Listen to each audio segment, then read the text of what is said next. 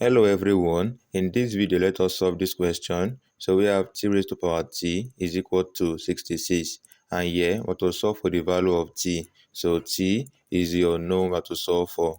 Now to solve this solution, so we have t raised to power t is equal to 66. Now, the idea behind this question is that you will pick a particular number and raise that number to that same number, and the value must equal 66. So let's say we test it out. We try 1. 1 raised to power 1 is equal to 1, and this will not give you 66. If you try 2, 2 raised to 2 is equal to 4, and this is not equal to 66. If you try out 3, 3 raised to power 3 is equal to 27, and this is not equal to 66.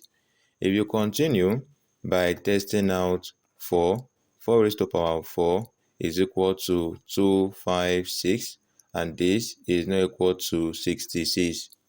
But if you observe closely, the value 66 is in between 27 and 256, right? So that means that the value that gave us 27, which is 3, and that of 256, which is 4, the number that will give us 66 is in between 3 and 4. So in between 3 and 4. But the number will not be a whole number. It will be a decimal number, something in the form of 3.1, 3.2, 3.3, thereabouts. Now, to actually get a particular number that will give us 66, here is a much more easier way to solve this. So right here, the first thing we are going to do to this is to introduce natural logarithm to both sides of the equation. So we have ln t raised to power t is equal to ln 66, such that applying this rule, ln a raised to power b is equal to b times ln a. This then becomes, we have t then times ln t is equal to ln 66.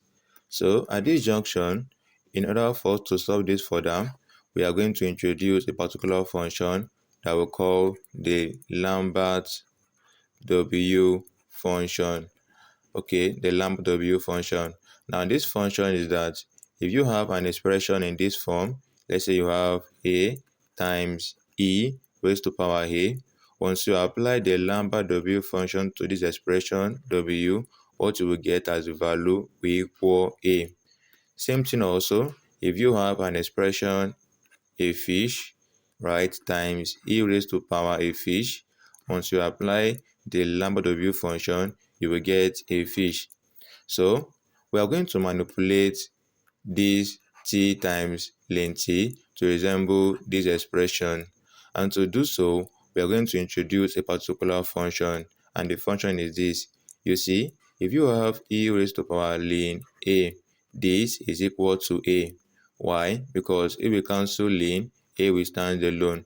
Same thing here also, if you have e raised to power ln t, this is equal to t. So therefore, we'll replace this t with e raised to power ln t, so that this then becomes, we have e raised to power ln t to replace t, then times ln t is equal to, we have ln 66. So from here, if you observe this function right here, you see that e is in the second place. So move this e to be in the second place. This becomes ln t times e raised to power ln t is equal to ln 66.